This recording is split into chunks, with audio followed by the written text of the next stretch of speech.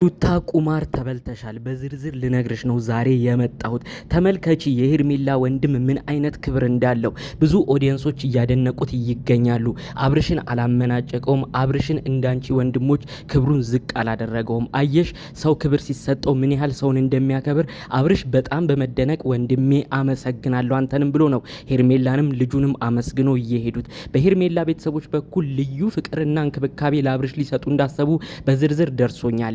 ሄርሜላ ወንድምም የተናገራቸው ሌሎች ጉዳዮች አሉ። አብርሽና ሄርሜላን በተመለከተ እነዚህ ግለሰቦች አንድ ላይ ቢዘልቁም ደስታ እንዳለውና ሁሉ ነገር የተሳካላቸው እንዲሆን የቤተሰቦቿን ፍላጎት እንዳለ በዝርዝር ደርሶኛል። ሩታ እመኚ፣ ይህን ነገር አሁን የምነግርሽን ቆም ብለሽ ካላሰብሽ እያየሹ አብርሽ ከእጅሽ ይነጠቃል። በዝርዝር ነው እማስደምጣችሁ። ስለ ሄርሜላ ወንድምም በዝርዝር ነው እምነግራችሁ። ሰላም ውድ ሀገሬ ልጆች፣ በያላችሁበት ሰላማችሁ ይብዛልኝ። ዛሬም አዳዲስ በሆነ ጉዳዮች ብቅ ብለናል። በተለያዩ አረብ ሀገራት የምትገኙ ወዳጅ አድናቂዎቼ፣ የኔ ቪዲዮ ተመልካቾች፣ በጦርነቱ ሳቢያ ለተጨነቃችሁ ፈጣሪ አምላክ ከጎናችሁ ይሁንላችሁ። ምንም ሳትሆኑ አካላችሁ ላይ ምንም ነጥብ ነገር ሳይጎድል በሰላም ወደ ሀገራችሁ ተመለሱልን። ለናፈቃችሁት ሀገርና ለናፈቃችሁት ሕዝብ ፈጣሪ አምላክ በሰላም ያገናኛችሁ። እስቲ ለቤቴ አዲስ የሆናችሁ ሰብስክራይብ በማድረግ የኔም ቤተሰብ እንድትሆኑኝ በአክብሮት በፍቅር ነው የምጠይቃችሁ። ቀጥታ ይዤ ወደ መጣሁት ዝርዝር መረጃ ነው የምናልፈው። ትናንትና እንግዲህ አብርሽ ወደ ሄርሜላ ቤት በማቅናት ሄርሜላን ይቅርታ ሲጠይቅ ተመልክተናል ማለት ነው። ታዲያ ይቅርታ በሚጠይቅበት ጊዜም የሄርሜላ ወንድም እዛ ክፍል ውስጥ ነበረ።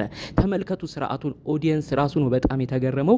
አነጋገሩ፣ እርጋታው፣ ሁሉ ነገሩ በጣም የሚያስገርም ነው። የጨዋ ቤተሰብ እንደሆኑ ማስመስከሪያ ነው። እኔ በጣም ቪዲዮ ልክ እንዳየሁት ሩታ በቃ ቁማር ተበላች። የሷ ወንድሞች አብርሽን ስንት ነገር ሲያወጫብሩት፣ አብርሽን ክብሩን ዝቅ ሲያረጉት፣ እንግዲህ ልጅ የወለደችው ከአብርሽ ነው እናውቃለን ሩታ።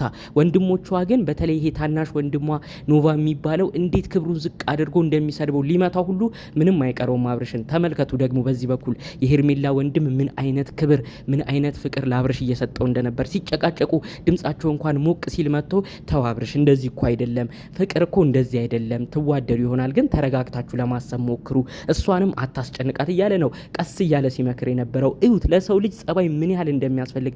አብርሽ ጭራሽ አሁን የነዚህን የቤተሰቦቿን እርጋታ ሲመለከት የወንድሟን ጥሩ ጸባይ ሲመለከት ጭራሽ ነው በቃ ለሄርሜላ ያለው ነገር እየጨመረ። ሩታ ከነ ቤተሰቦቿ በተለይ ታናሽ ወንድሟ የሆነው የኖቬል ነገር በጣም እያስጠላው የሚመጣው።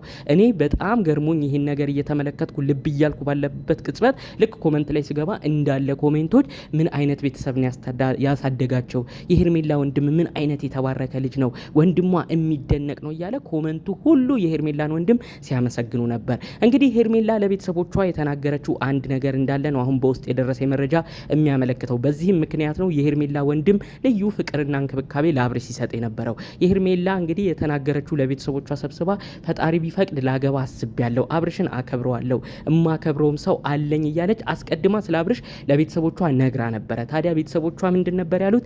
አንቺ የምትደሰቺ ከሆነ አንቺን ፈጣሪ ከረዳሽ አንቺ ልጃችንን ድል ባለ ነገር እንድርሻለን፣ ለአንቺ ብቻ ይመችሽ ብለው ቤተሰቦች መርቀዋል። ታዲያ እንግዲህ እሷ ያከበረችውን ነገር እሷ የወደደችውን ነገር ሄርሜላ ልጃችን ልታገባ የምትፈልገውን ሰው እኛ ማክበር መውደድ አለብን የሚል ጥሩ አቋም አላቸው የሄርሜላ ቤተሰቦች።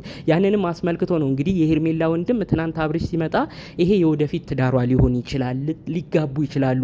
ስለዚህ ዛሬ እኔ እሱን ንቄ ነገ እንዴት ነው መሆነው? ስለዚህ መናቅ የለብኝም፣ እህት የወደደችውን ያከበረችውን ማክበር አለብኝ። በጊዜያዊ ጸብ እነሱ በተጣሉት ምክንያት እኔ ጣልቃ አልገባም ብሎ ነው እንግዲህ ትናንትና ሁሉንም ነገር የተቻለውን በማድረግ ስሜቱን የተለያዩ ቁጣዎቹን ሁሉ እፍና አድርጎ አብርሽ ተው እንዲህ አይደለም ያለ ሲመክር ሲናገር የነበረው። ሄርሜላ ራሱ ተመልክታችኋት ከሆነ ከወንድሜ ጋር በእንደዚህ አይነት መልኩ ባትተዋወቅ ደስ ይለኝ ነበረ፣ ፍቅር በነበርን ጊዜ ጥሩ በነበርን ጊዜ ብትተዋወቅ ደስ ይለኝ ነበር ብላ ነው እንግዲህ ስለ ወንድሟ ራሱ እዛው ላይ የተናገረችው ማለት ነው። ተመልከቱ ቤተሰብ ምን ያህል ለውጥ ምን ያህል ተጽዕኖ ሊያመጣ እንደሚችል። አብርሽ አሁን ጭራሽ በቃ ለሱ ያለው ነገር እየጨመረ ነው የመጣው። መጨረሻ አዝኖ ሄርሜላ እንኳን ይቅርታ ሳታረግለት ከዛ ቤት ሲወጣ ካያችሁት ወንድሟንም አመስግኖ እሺ አመሰግናለሁ ብሎ ነው በክብር የወጣው።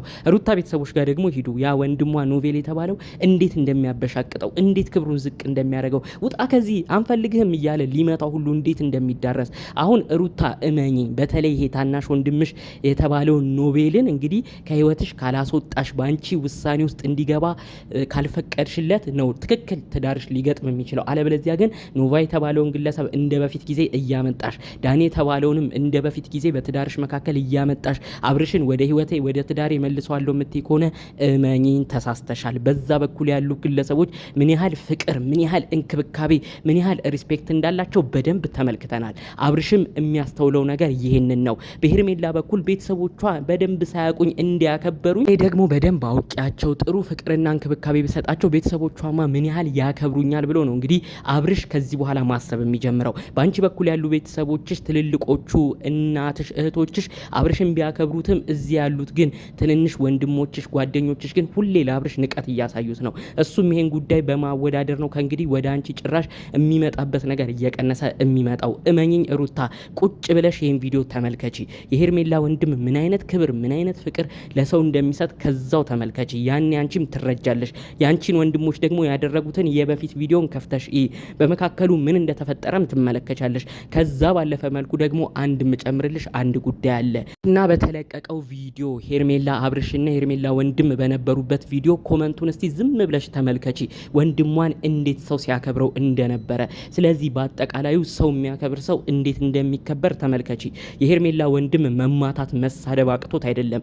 እህቴ ሄርሜላን በድለሃል፣ አንዴዛ አንዴዚ እያልክ የእህቴንም እድሜ ልትበላ ነው ብሎ መናገር አቅቶት አይደለም። ነገር ግን የሄርሜላ ወንድም ምን አይነት ጨዋ ሰው እንዳሳደገው የሚያስመሰክር ነው። በዛ ላይ እነዚህ ልጆች አሁን በጊዜያዊ ነው የተጣሉት። ነገ ሲታረቁ እኔ የማፍርበትን ነገር አላደርግም ብሎ በማሰብ ጭምር ነው እህቱ ላይ ምንም አይነት ክፉ ነገር ያልተናገረው፣ አብርሽንም ያልተናገረው። ይሄ ነው ሰው ማክበር ማለት። ያንቺ ወንድሞች ታናናሾችሽ ግን አንቺን ያከበሩ ያስከበሩ እየመሰላቸው አብሮሽ የኖረን ጭራሽ ልጅ የወለዳችሁ የልጅሽ አባት የሆነን ግለሰብ እያዋረዱ ቀን ለቀን ቪዲዮ መስራቱን ቀጥለውበታል። ይሄ ሁሉ ነገር የሚጀምረው ከቤተሰብ ነው። መጀመሪያ ቤተሰቦችሽን የቅርብ የምትሆን እነዳኒ ጓደኞችሽን፣ ባልሽን፣ የልጅሽ አባት የነበረውን ግለሰብ ማስናቅ ስትተይ፣ በእነሱ ማሰደብ ስትተይ ነው እንግዲህ አብርሽ ወደ አንቺ ሊመጣ የሚችለው። ካለበለዚያማ እንደዚህ የሚንከባከበው እንደዚህ ፍቅር እየሰጠ እንደ ወንድም የሚያየው ጥሩ ቤተሰብ ያለበት ቤተሰብማ ካየ ጭራሽ እንደማይመለስ በዚሁ ነው እኔ ሀሳቤን አስተያየቴን